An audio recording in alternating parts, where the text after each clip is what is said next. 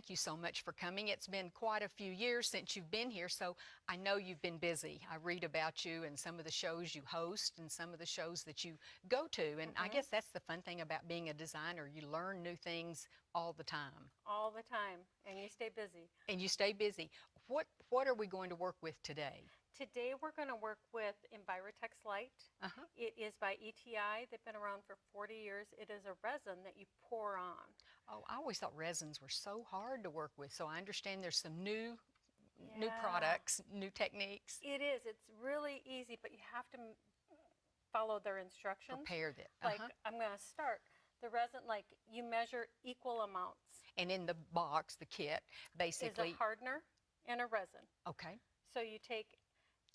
Is it equal amounts? And like I come right down eye level and I'll measure so I know it's exactly equal.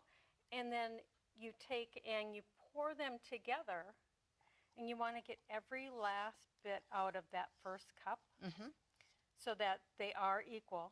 And you're going to mix for 2 solid minutes. And what I do is I set my timer.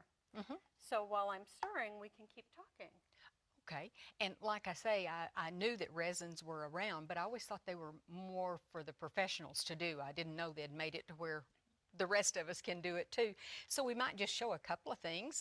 This is a very small, simple little item that has a resin. It's just solid across here. Yeah, Steph Ackerman made that, and she just poured the, she put all her products on there, what she wanted in there, and then she poured the resin on. On top of it? Yep. And how long does it finally take to dry, the last drying? You know, it's dry to the touch after about 6 to 12 hours, but I always let it set for 24. 24, okay.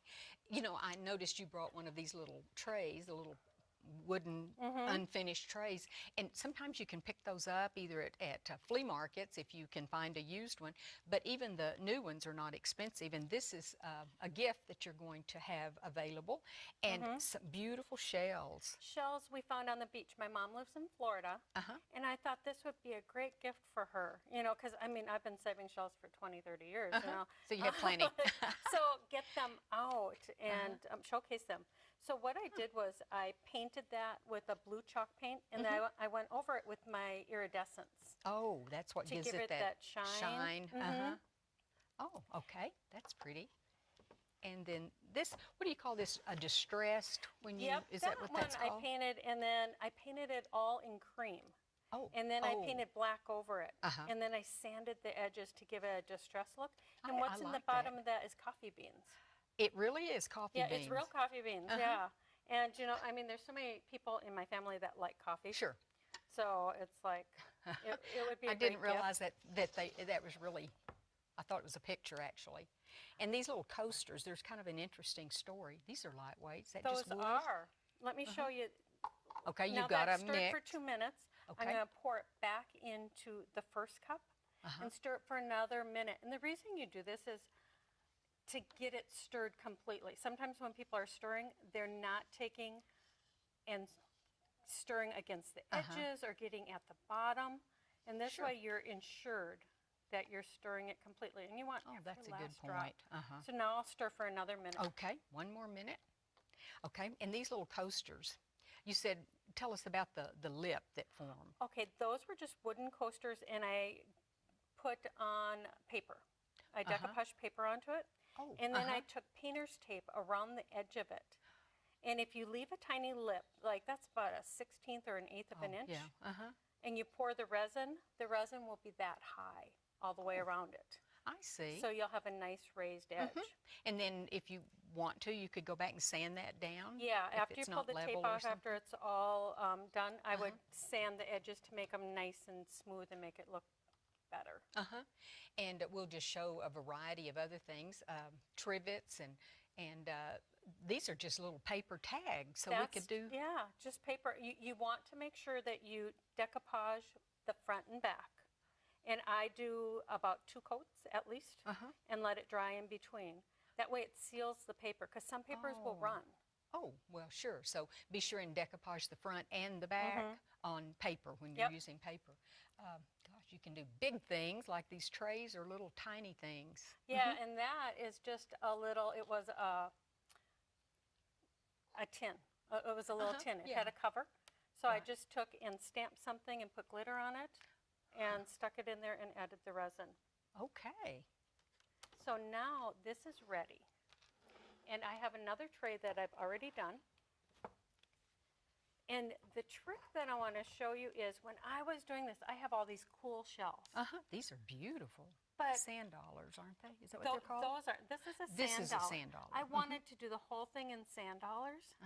But as I was putting them in my tray, and I put them in the bottom, see, this is open here. So Sure. I would run this across, and so many of my shells were too high. Too tall. That's right. Too And high. the resin would come out the sides. Oh, yeah. That's a good thing you thought of that. Yeah. So, I mean, you could tape it if you wanted something that was just a tiny bit higher. And if the resin went over, you could sand it later. Like on the coasters. Yeah, but I wanted to make sure that everything stayed. So this, Oh, I love these, and I love the colors. all these we found on the beach. So I just took and poured, it was about 7 ounces of resin into the bottom. And then I placed these because like with coffee beans, I had all the coffee beans in the bottom and I First. poured it. They all floated. So I had to move them all. So I learned. So I placed these and they stayed where I wanted. And then I let this dry for at least 12 hours. Sure. And then you can do your second layer. Okay. And do most things take at least 2 layers? This one, Or is like, I do 3 layers actually, Okay. because you're only mixing so much at a time. But you just, unless you have a larger container and can mix more. But Sure. I like to have thinner layers and let them level out really nicely. Like painting, multiple thin layers are better than a real thick one. But you get every last ounce you can. I'm not going to do that right now. But it will self-level. But I kind of just Tilt it. help it along to make sure it gets in every corner. Well, I have lots of shells too, and they're still in a bag. I know right where they are. I But know. that is beautiful. I love the subtle colors of that. Well, yeah, I mean, it's a great way to showcase what you collect.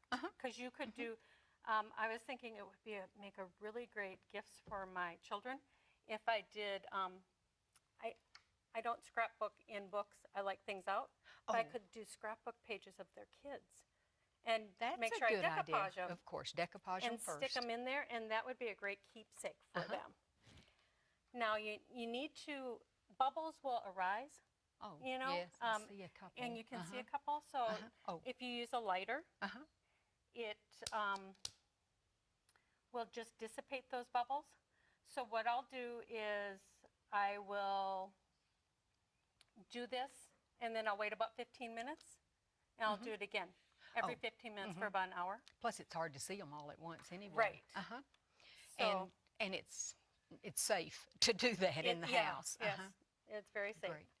So then I'll give it a third coat, and then it'll be done. These are beautiful.